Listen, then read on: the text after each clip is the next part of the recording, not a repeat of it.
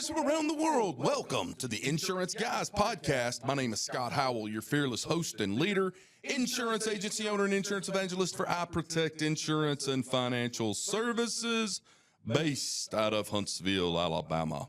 And before we get started on today's episode, please help me welcome. He is a 6'3" sophomore from Mobile, Alabama, parade first team All-American, Rivals 5-star recruit. He is a fantastic insurance agent and a great American. Ladies and gentlemen, please put your hands together and welcome the incomparable Mr. Bradley Flowers. How are you, Bradley? Love the way you say American. American. Bradley? It's like Mike Rowe from the Chevy commercials. That's it. Hey, Bradley, I got big news to report. About 2 weeks ago, we went ahead over at Pine Ridge, Alabama. As our listening audience knows, the 250,000 insurance agents from around the world, it will take Interpol and the FBI, CIA, and about 4 other organizations to find my house. But we went ahead and went ahead and arrested a tweaker, meth head, at my house. I heard about that. Pulls in, white Jeep Cherokee, had put a tag on it. It was stolen. Had put a tag on it from probably somebody's barn or whatever. I don't know. And so here's what happened. I don't know that I've told you the whole story. He comes down Pine Ridge Road going towards my house, and a Morgan County Sheriff's deputy pulls in behind him. Guy's pretty smart. He thinks, well, before he can run this tag, I'm going to pull off into this driveway. And you want to talk about worst driveways in America to pull into to try to pull this move? He whips that Jeep Cherokee into my driveway, and when he pulls up, my son is there. Now, my son's probably 6'2", 215 pounds, shirt off, standing in the den watching some shit on Netflix or somewhere. And this tweaker knocks on the door, and White answers the door, and he says, "Yeah, can I help you?" And he says, "My car's running hot. I need some water." White's going to go out there and put some water in his car. And he stepped 1 foot out that door, my son did, and here comes that sheriff's deputy car, slides into my house sideways, jumps out of the car, gets in an argument with the tweaker because he's wanting to search his car. Did the car actually run hot? No. So what was his plan? I mean, he just wanted a way before that sheriff's deputy could run that tag to figure out it wasn't. The sheriff's deputy didn't see just him keeps pull on, in. just keeps on trucking, right? So my wife walks outside about that time, and the sheriff's deputy looks at him, and he goes, "Ma'am, is this man trespassing on your property?" She says, "Yep, he is." And so they get him down on the ground. Well, first they asked him, they said, "Do you have any weapons on you?" He said, "No." They put his hands on the hood of the vehicle. Bradley, would you like to know how many knives they got off this guy? How many? 5. 2 of which were still in my driveway when they left. Now, guys, listen, I'm not a police officer.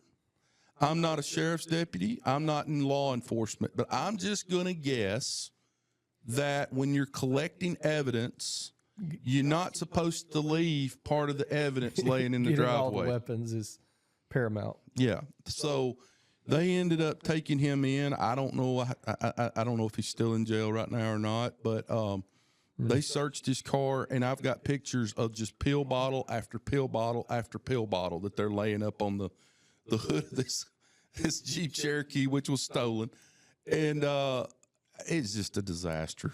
It's just Pine Ridge, baby. It's Pine Ridge. That AI video you made of Bruce Payne and who's the other girl in there? One of my clients actually made the video. Okay. I made the song. Bruce Payne and who's the other lady on there? Leslie Wolf. Leslie Wolf. Yep. I was blown away by it. I thought it was really good. David Carruthers said the only thing that is missing is it should have done a cutaway and like the little 90s sitcom wave of Crackhead Christie, Scott's neighbor. Oh my goodness. But never a dull moment on Pine Ridge. I'll get back to the hotel tonight. I'm sure my wife will have a very interesting story to tell. But ladies and gentlemen, we've got a special guest on the podcast today, and I'm humbled and proud to have him on the show today. I love people who have a breadth and width of experience, life experience. He's one of those guys. Very educated, very knowledgeable, somebody that you as insurance agents probably need to pull over on the side of the road, stop at a rest stop, go in your office, turn the lights out, and listen to this podcast, because guys like this, when we get them on the show for you guys, their knowledge, kind of like me, I've been on this big spinning rock for 53 years. Now, I don't know a lot, but I've been through a lot, so I can help you kind of dodge a few of those potholes in your life, hopefully. He's one of those guys, but I want to give him the introduction that he's always deserved.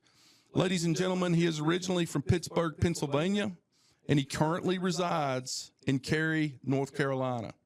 He is married to the beautiful Alice, and they have one daughter, Ren. Shout out to Ren. Ren, you should be very proud of your daddy and what he's accomplished in his life. He is a graduate of Clemson University with a finance and the University of North Carolina with a Master's of Business Administration. He has an MBA from the Keenan Flagler Business School at the University of North Carolina, Chapel Hill, and a BS in Financial Management from Clemson University.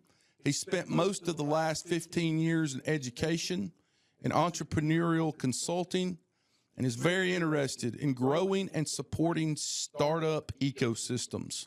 From 2015 to 2017, he was the director of programs at a New York-based social enterprise called Inspiring Capital, and he has also been a business development consultant in Ethiopia and a small enterprise development volunteer in the Peace Corps in Cameroon.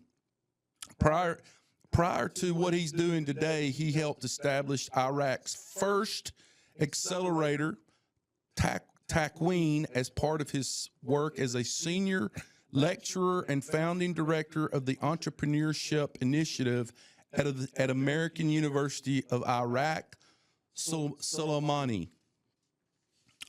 I'm telling you guys, he's got a wealth of experience.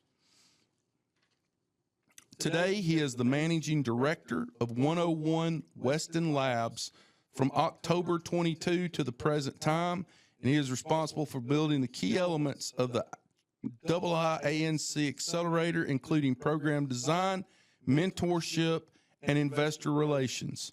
Ladies and gentlemen, it is my profound honor today to introduce to you first-time guest on the IGP, Mr. Pat Cline. How are you, Pat?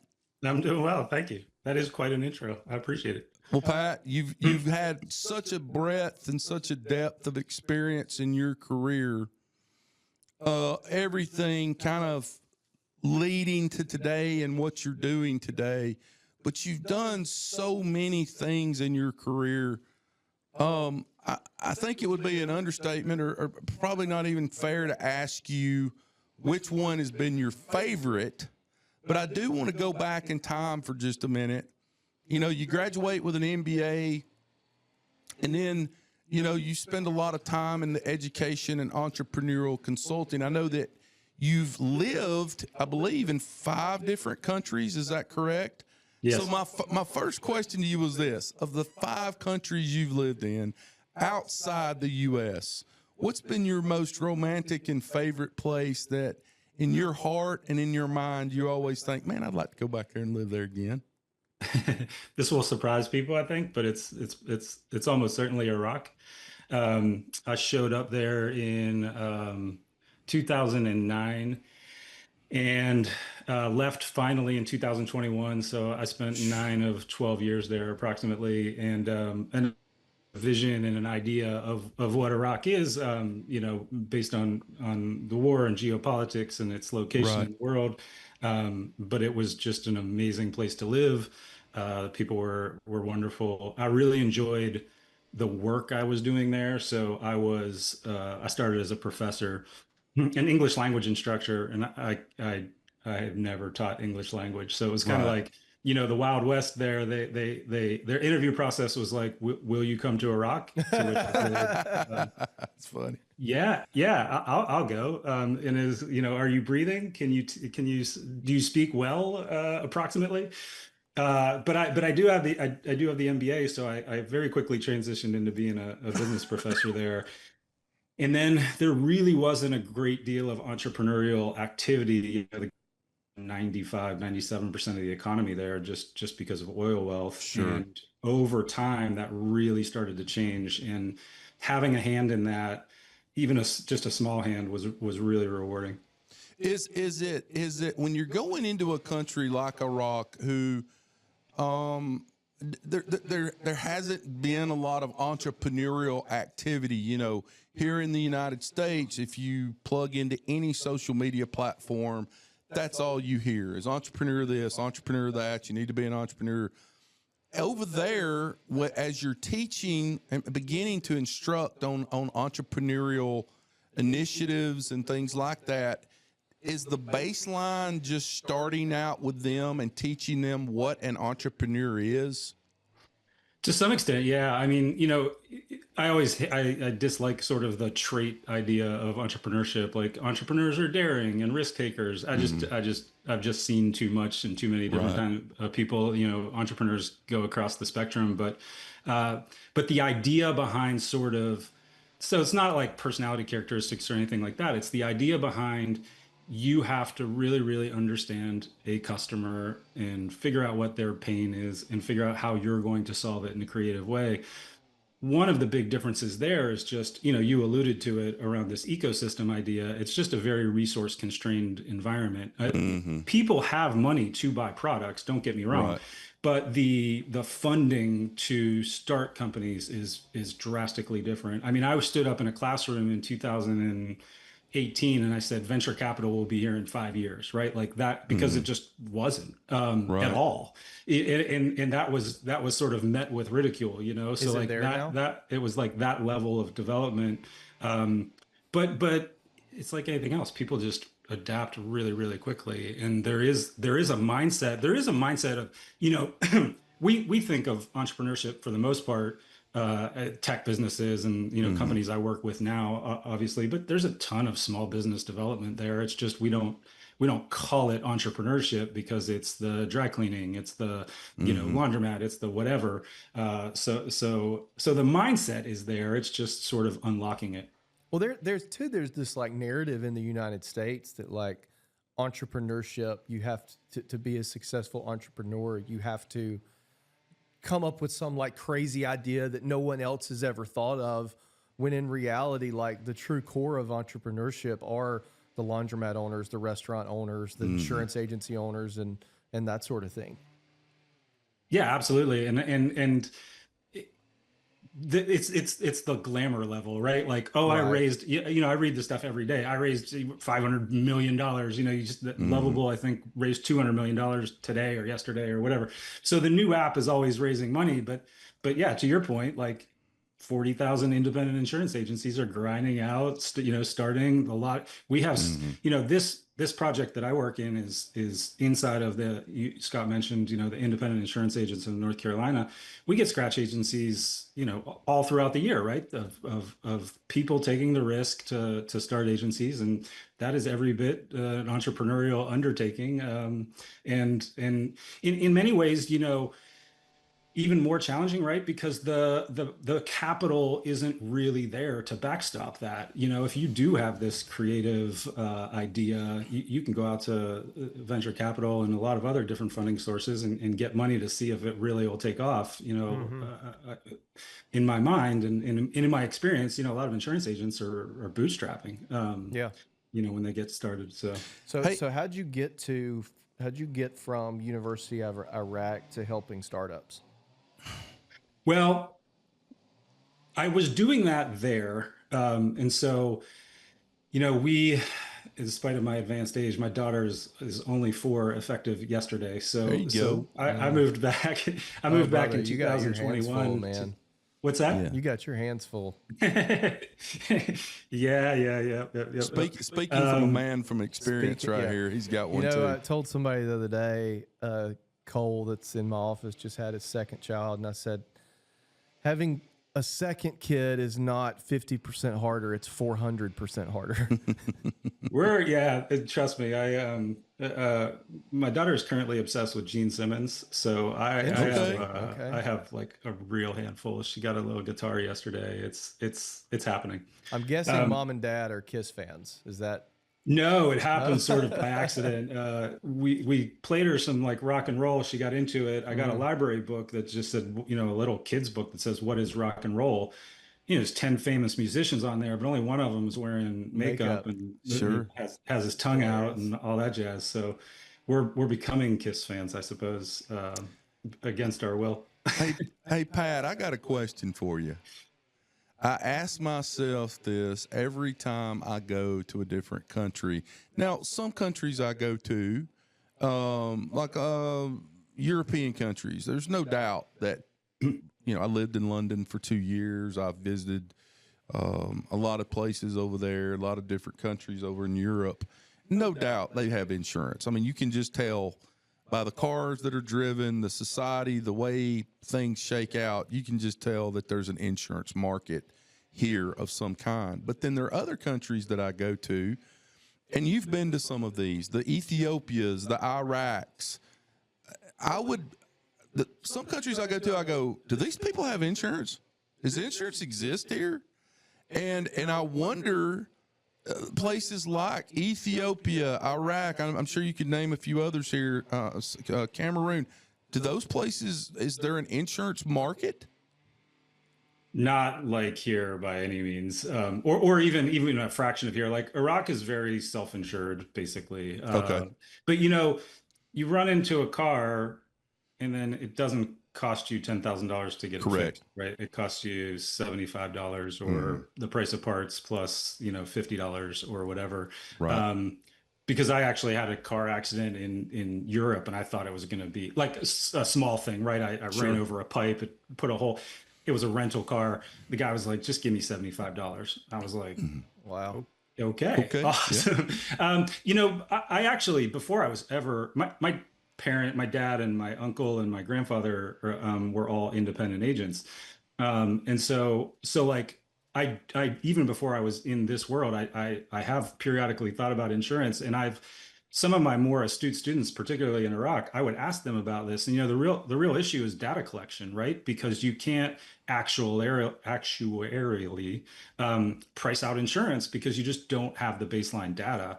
And it made me think very, very, very deeply about how that ever started in any society, right? Like, Sure. Yeah.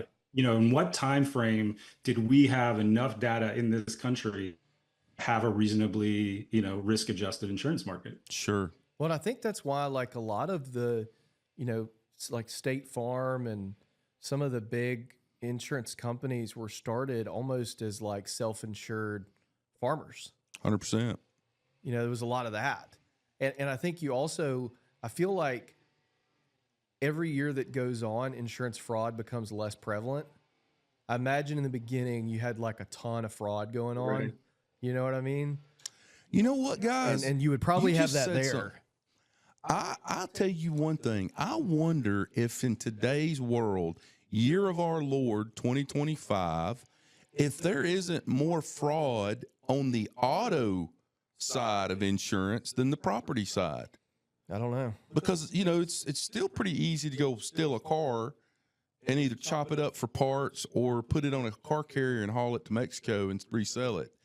And I know a lot of criminal organizations, especially out west in the southern U.S., Texas, New Mexico, a lot of that happens. Yeah. I wonder if there's more fraud on the auto side than there is the property. I think what you have too nowadays is more legal fraud, i.e., people, roofers, and attorneys taking advantage of the gaps in the system Sure. in order to pad their pockets with assignment of benefits forms and things like that. Yeah. You have a lot of that going on. Sorry, Pat, I didn't mean to cut you off. No, we are off on a few tangents. No, I was also just thinking back to your like insurance question. I mean, we were we spent the first trimester of the pregnancy in Iraq, and you had the normal number of doctor's How in the appointments. world was that? Was that scary or No, no, not at all. are I you kind of mean, settled in by the time you're there? yeah, we had been there for 9 years, so we go to the best hospital and all that jazz. One of the issues was we got like 4 different due dates, but like whatever, it's a moving target in month 2, but then then this was COVID-ish too, right? So then we spent 3 months in Montenegro to sort of transition out from a time zone perspective because we were both still doing work in Iraq, and so then we had a trimester in Montenegro. And I say we, like I was actively involved in this, and that and You then helped came home very and had the briefly. baby. Other than that, it was all her. Yeah, yeah. And the thing is like, think about this. So 7 months into a pregnancy, no one in America wants to take you on because of liability around your previous care. Sure. We have double translated, health records from both Iraq and Montenegro.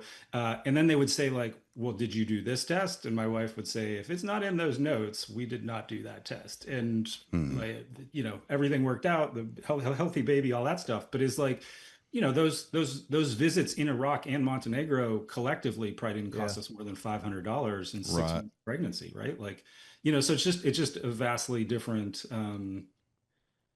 almost, when you're insured, I imagine that elevates costs to some degree, right? Because you're not paying. So there's an economic principle there as well. Well, you also have people with health insurance too. You also have people who are going to go to the doctor and get extra tests because they have health insurance. Right. Now, so you guys are there. So like you saying you spent the first trimester in Iraq scares the crap out of everybody listening to this. But to you guys, because you had been there, probably felt pretty normal. Like I went to my wife's grandfather had a friend who lived in Lebanon. Yeah. And he came here and did a little workshop trying to convince people at our church to go on a mission trip to Lebanon. And somebody raised their hand and asked about the safety. And he said, to be honest with you, the only time I'm scared to go to my country is when I'm in the United States and I watch the news about my country. He's like, when I'm there, everything's normal, And I was like, it's kind of like, I remember like we're in Mobile now. I grew up in Atmore, which is an hour away. And I remember like growing up, we thought if we came to Mobile, we would get murdered immediately because we watched the news. It's always, the media always makes things seem way more unsafe than they actually are. Absolutely the case. I mean, people are born every minute of every day in Iraq, right? Like, it it doesn't happen in a manger, I'm guessing. Right, exactly. It is different. But I mean, the hospital we went to is this state-of-the-art, incredible place, right? It is interesting when you talk to people and their perceptions. Like I don't immediately talk about my background because some people don't care, and that's fine. And then some people have no idea how to react to it, and that's also fine. But like, having conversations like this, I'm happy to get into it. It was not in any way like out of the ordinary. And I think to your point, I think about this too. I have like probably a different relationship to risk than a few people. Like this, it did not strike us as extraordinarily risky.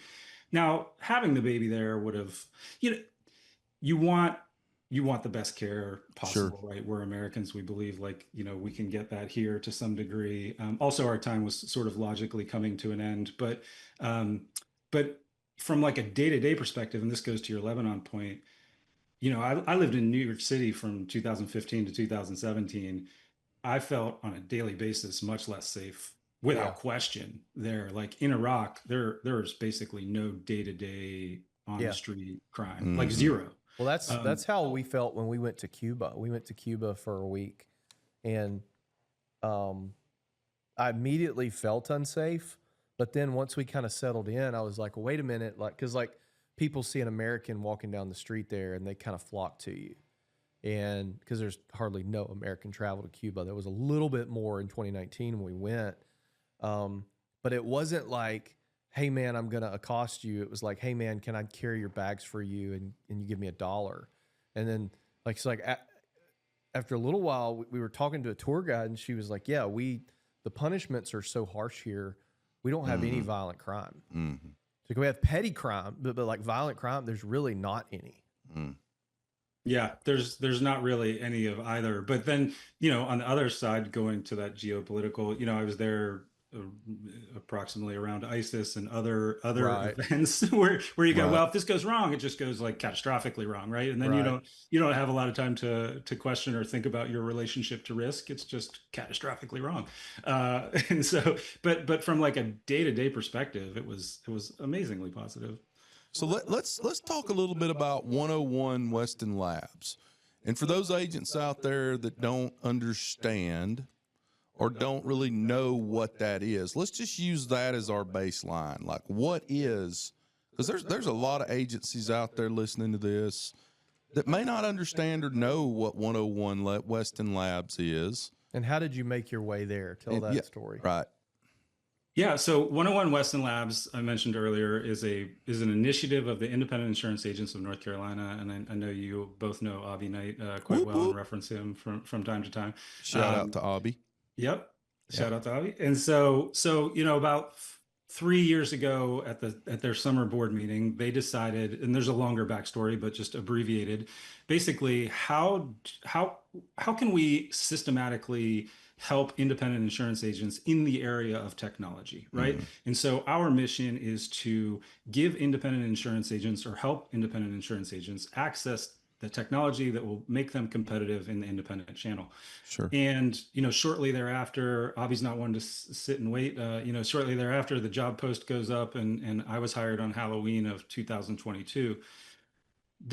My access point was sort of all that stuff we just talked about, right? I have built an incubator, which is sort of and I'll go into these terms in a second just because people aren't super familiar with them. But, I built an incubator in Iraq. I then built an accelerator in Iraq. So I was reasonably comfortable and sure that I could put together a programmatic experience for insurtech companies. So companies that are building technology for independent agents to go through a program and have a good experience and get access to advisors and mentors and most importantly, agents.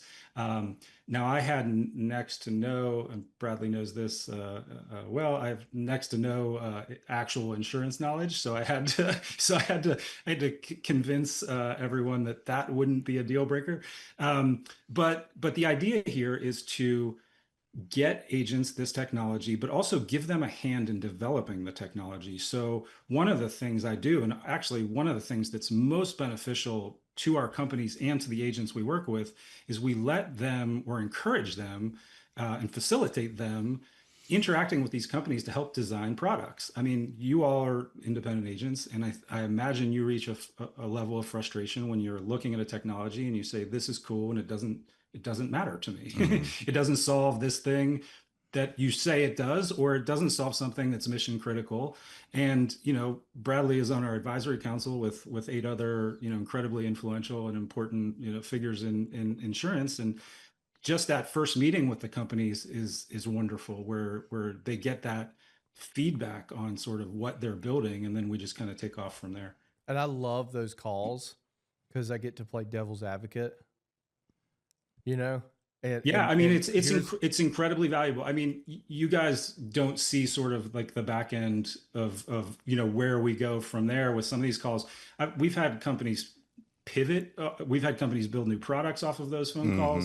And we can do that. So you all are, that's 9 people on our advisory council. 5 of them are agents, most of them very well known. 4 others are industry professionals. You can check out the website and see who they are if you don't know.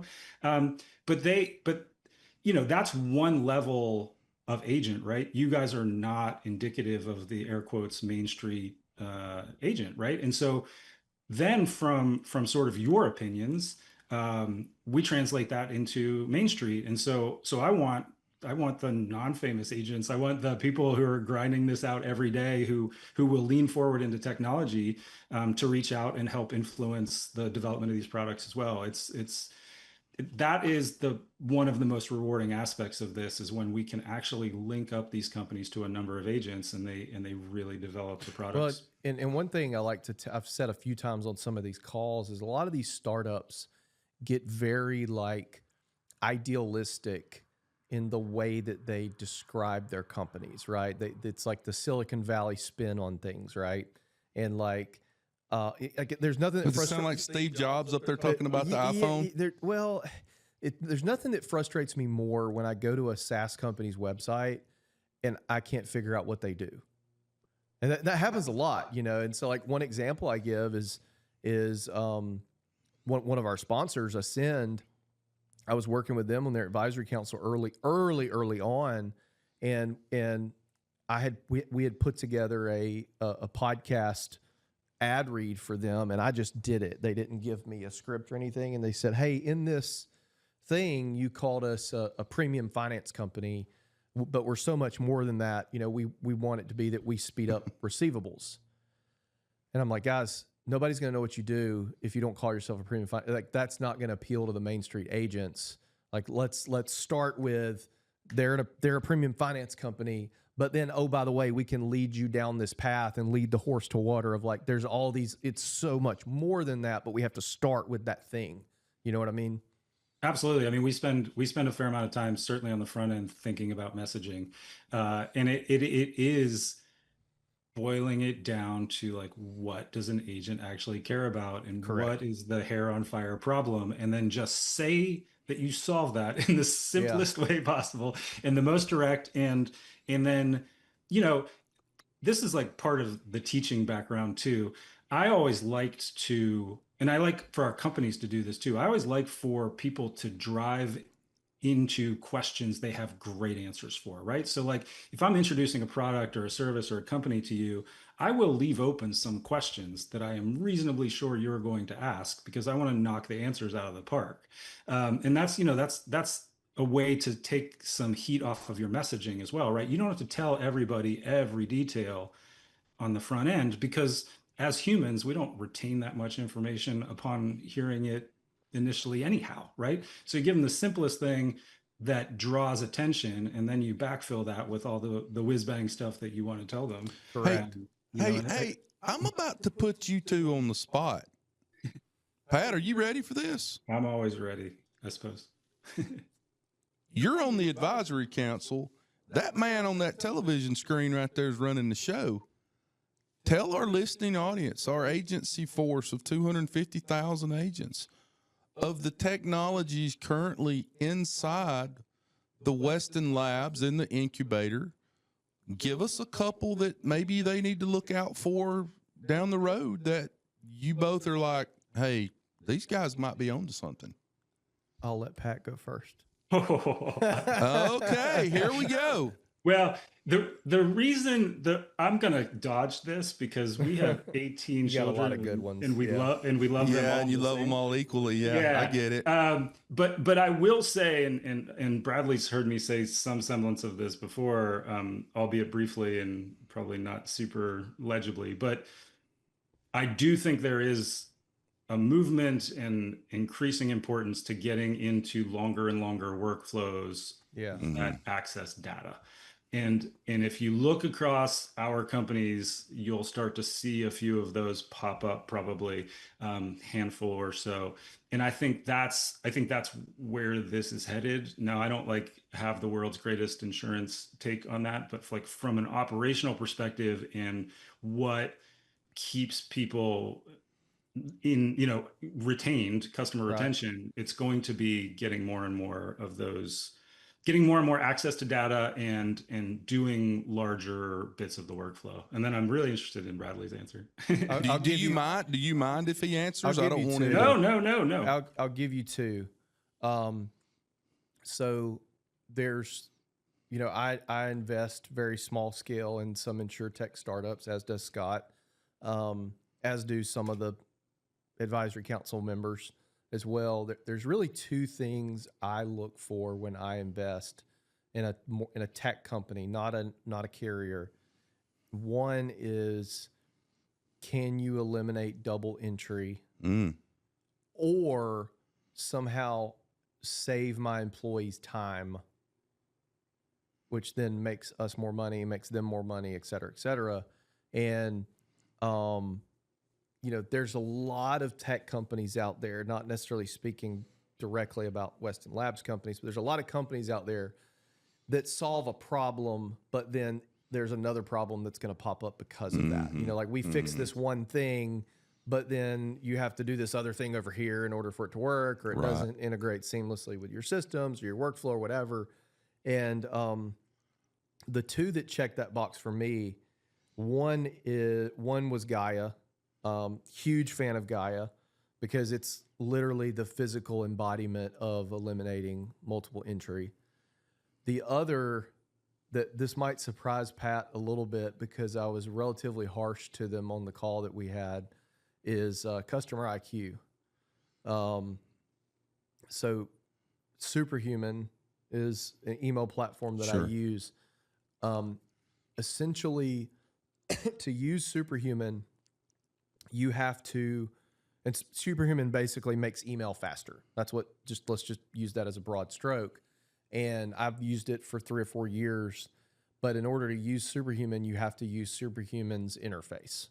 So basically Superhuman's interface lays on top of Outlook or Gmail. Right. Customer IQ basically does everything Superhuman does, but you're inside Gmail or you're inside Outlook. And that resonated with me, and he and I actually had a follow-up call afterwards, and I gave him what I think are some really cool ideas that agents will like if they can pull it off. But one of the issues, because you would think, well, Bradley, you use Superhuman, you're a power user. Does your team use it? No, none of them use it because none of them like the interface. And so essentially what Customer IQ allows people to do is have all of the Superhuman features, but inside their native Gmail or Outlook. So those were just two that I came away like, oh, wow, these people are really on to something. So Customer IQ, give us, I don't know that that's the best example. Give us another example of how it could help insurance agencies. Are you saying it could, like, you could put it on top of a platform that you're using to kind of make that platform more malleable to use? Yeah, so there's features like it'll create automated replies, and automated drafts to emails. Yeah. So you get an email that you have to set a reply to. It'll create the reply for you, and it does it in your voice, which Superhuman does too. There's things like they use AI to put different emails in different folders. So for example, you can create folders on the left side of your Gmail for each carrier. So you get an email that's associated with that carrier, it automatically goes in that folder. Right. So automated categorizing. The idea I gave him the other day, I'm just going to throw this out there, and if any of you guys do a demo with him, bully him into doing this. I wanted analytics on the emails that my team was sending. Oh boy. So every day, send me a report at the end of the day that shows, hey, here's like some red, yellow, green. Like this one looks green. Here's some things you need to know about. This looks like a third grader wrote it. Or an email chain. This email chain with this customer's going on 18 emails. You may want to take a look at this. This is getting, different stuff like that. That was just one of the little ideas that I gave him that I thought would be neat. So the other element, Scott, above or beyond what Bradley just mentioned, is building a repository of your agency's data, essentially, and your collateral. So it eventually becomes the voice of your agency, essentially. And you can, the concept there is that you train it up to your highest level, and in the tone, your highest level employee, everybody can speak as sort of the agency owner, and then it takes on that tone of the agency. Wow. Yeah. So Pat, tell me, working with startups outside of the insurance industry and then coming to the insurance industry, we had a previous guest a few weeks ago say that everybody in insurance thinks insurance is some unique unicorn, and it's not. It's a business. There are definitely some unique elements to insurance that make it more difficult in some ways and easier in some ways. What's the biggest similarity from working from non-insurance startups to insurance startups? And then what's the biggest difference? Great question. The similarity is just sort of that customer emphasis, right? Everything begins and ends with the customer problem and your take on the solution, right? And you mentioned it earlier. It doesn't have to. It's almost certainly not going to be this thing that no one ever heard of before. Innovation is just the combination of existing things into a new form, right? And so I think that's very similar. I think one difference, well, one big difference I see is that referrals and contact between agents seem to be so much more important in this world than in other sectors of the economy. I've, you know, you guys using this podcast as an example, the reach you have and the influence you have in other folks like you is more than I can do in, you know, however long, right? Like, and it's not just you guys, but it's that insurance agents trust each other, and having a referral, even if it's just a person with no podcast down the street, having a referral of like, hey, you know what made my agency better? This product, you should give it a try, is so much more powerful in this space than in other places I've been. And so like, we think about that a lot. Like, how do we not only have the high leverage relationships, but how do we cultivate that that discussion inside of agent groups and things like that? Yeah, it's a very, very small world, and that's why I tell a lot of startups, it's almost like a death blow if you launch too early and make promises you can't fulfill, because you get marked with the red flag of like, and even though you may not be that way anymore, you get marked with the, oh no, that's not any good, you know. And it's very, like, I had a buddy that was for charity was going to ride his bike from like New York to California, road bike, and he was like trying to get some national media exposure, and I was like, I can get you an interview with this person, and it was a name that we would all know that's on the national news. And he was like, how in the world do you know her? And I said, I know her insurance agent. Like, you know what I mean? Like everybody buys insurance. There's only 30,000 independent agencies in the country. Like, you name a famous person, like Scott and I are probably one agent away, maybe two agents away at the most. You know what I mean? It's very, very small, tight-knit community. The amount of information I get from, like, I can't even explain it, from 4 different agents away on one of my companies. Like, a conversation will take place and I won't hear about it from the company. I'll hear about it from 4 degrees of separation from the agent. And like, the number of times that happens is shocking, right? It is, to your point, it is so linked. And you know, you don't have to be perfect out of the gate. Right. You know, most people, certainly as they lean into technology, are willing to take the bumps, and we dog food, as they say in the, you know, some of the products as well. And we've taken a few bumps and lumps, and but you do, to your point, you do have to have keep a sterling reputation, and you have to, you know, work with people and really take that feedback seriously to succeed. Well, if you think about it, so have you ever lived in a small town in the United States? It's a good question. I'll think about that. So I live in a small town, 25,000 people. Well, I lived in Clemson, but Clemson with like 17,000 students. And you, I know you live in a town of 13, but you know, the small towns, everybody knows everybody. 79 people, by the way. Everybody knows. Oh wow, it's went up. Everybody knows everybody. Everybody knows who everybody's dated. Everybody, you know, you get that small town thing of everybody knows everybody's business. Well, insurance industry is 30,000 agencies. Like, it's basically a small town. Like, we're all, you know what I mean? Like, it's kind of that thing.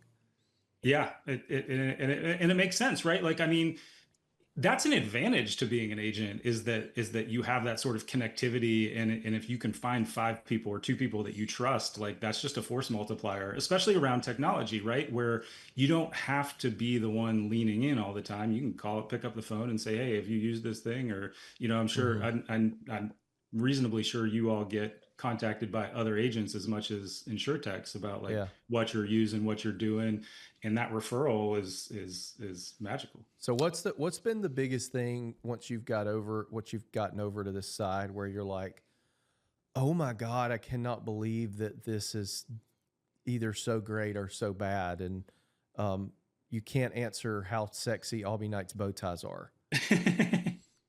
um, I I think the integration problem, Oh like, my God, don't get me started. yeah, I mean that that that I don't even know So let me how tell you to. a story that all the listeners have already heard. Okay. So my wife and I bought an Airbnb. Okay. I'm self-managing it. So what do? I go and find some technology to help me self-manage it. So I get a CRM that's called Logify. Mhm. Okay. That's where the listing lives. And then Logify pushes it out to Airbnb, VRBO, Google, whatever, right? It's API key, boom, done. Okay. My cleaner uses a piece of technology, automatically integrates, API key, boom, boom, done.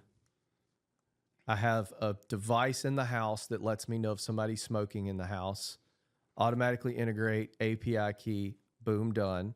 And then my biggest anxiety was because it's in a vacation beach area, prices swing. So I'm using a program called Price Labs that monitors my competitors' pricing and automatically adjusts my pricing to 5% cheaper every day. API key, boom, done. All of this integrates seamlessly. I did it in 5 minutes, and all of this technology cost me about $1,000 a year. There's no Zapier, there's no email parsers, there's nothing. The only thing I have to manually do is respond to guests.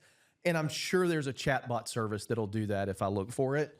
And it's like, I got done doing all that, Pat, and I was like, insurance is so cooked. Like we are so, and I already knew we were behind, but holy crap, we are so far behind. Like that same technology that integrates that well on the insurance side would A, not integrate that well, and B, would cost me like $5,000 a month.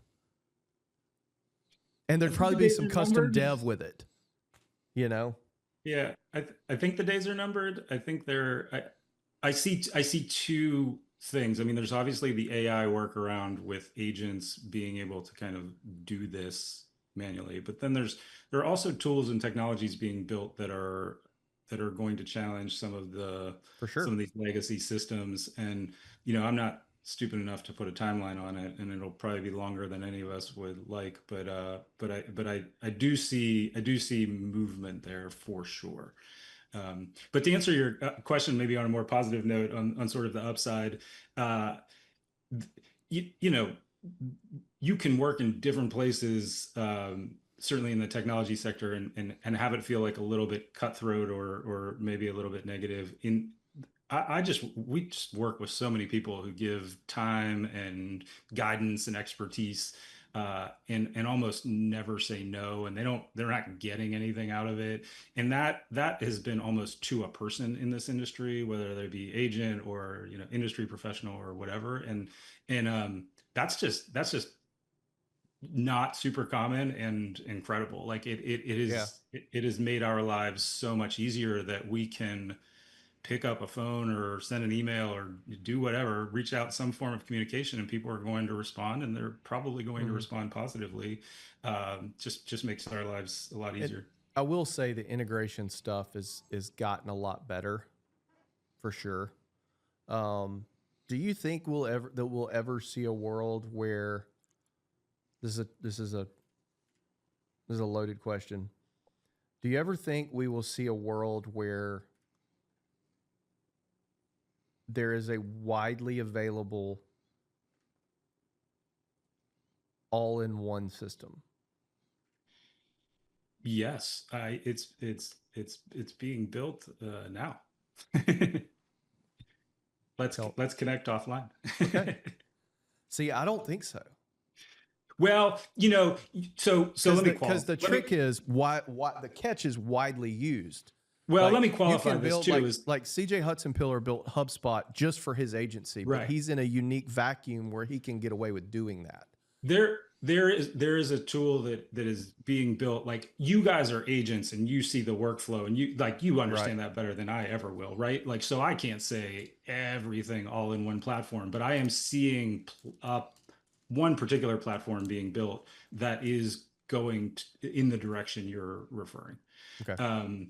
And so like, the idea there is to build up the basic functionality of just what any agent might need, around kind of a CRM, agency management system, and then fill it in with the technologies that of companies that we support.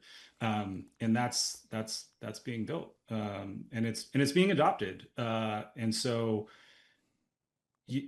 like to your point, like, is it going to be everything? Well, I don't know, because I'm not an insurance agent, and I'm sure there's going to be tools outside of that platform that you'll still need on a day-to-day basis. But I think it's much more comprehensive than what's out there.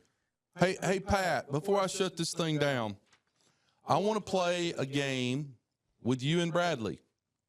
Now, the game is called Shark Tank.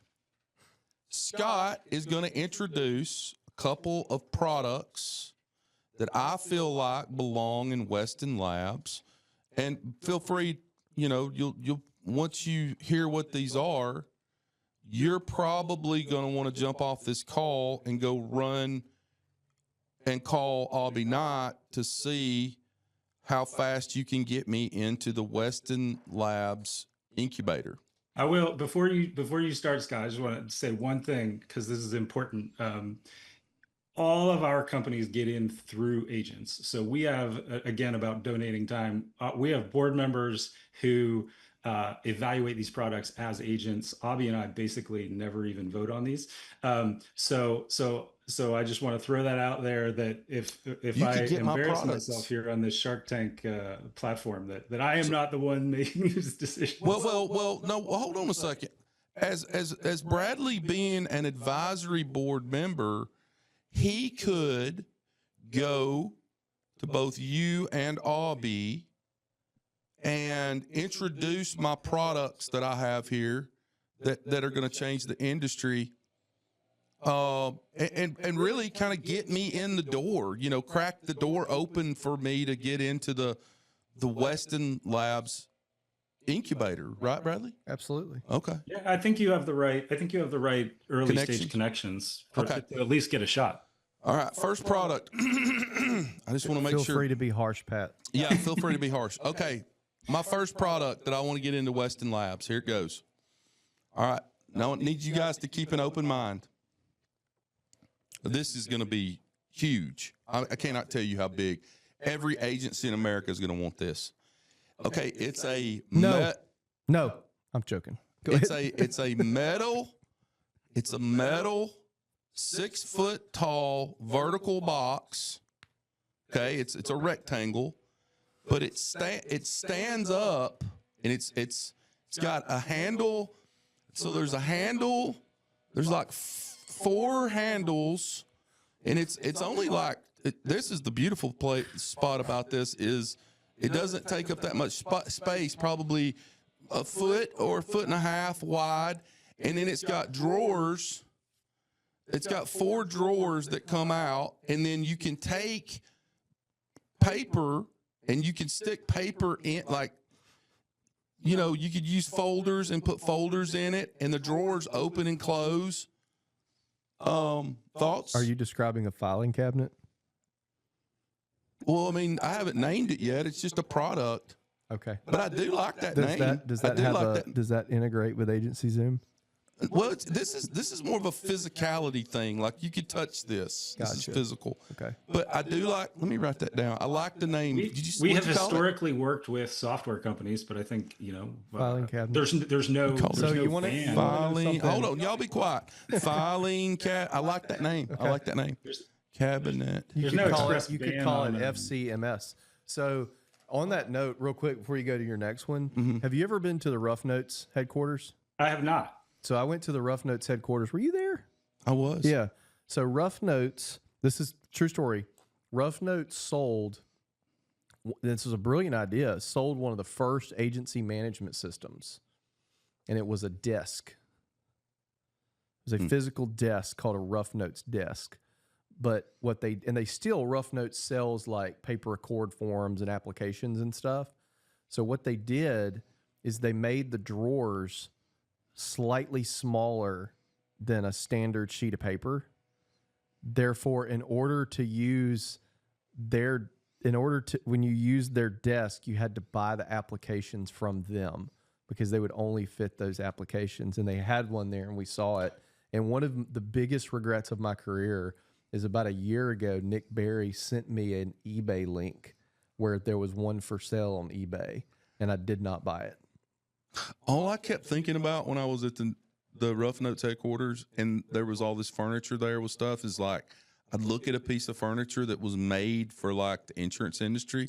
And the only thing I could think of is I would love to put my tools in that. You know, like all my wrenches on the top and then all my, All anyway. right, what's your next idea? Okay, next idea. We'll table that first one, but Bradley, you probably need to write up a summary of that and send it to Albie. Number 2. Okay, this is a small metal tubular object. Again, haven't named it, but it sits on your desk, and if you don't have time to put like numbers in your phone or something like that, it's got knobs on either end of it, and then it's got these like almost like cardboard cards that you can pull out of it, and you can just write somebody's name and number on it, and then you stick that inside the metal tube, and then if you need somebody, it's almost like an index. So like you can like roll the knobs, and then you put everybody in alphabetical order, and then if you're just sitting at your desk, you can just quickly grab somebody's name and number off of this object, this metal like card placement object that you can put on your desk. That's a great idea. So if either one of y'all don't mind, send that up the food chain to Albie. I'm available for a Zoom call at any time, and we'll go ahead and get that thing off the ground and get these bad. But you need to name that second one. I don't know what that needs to be called either, but we need to figure that out. Pat, thank you so much for being on the show today, brother. Thank you for having me. I have a question really quick though, because I was thinking about this today. I don't know that much about insurance, but like, are we going to have to insure robots? Is there going to be like an MGA for robotic insurance in like 3 years? Probably. Shit.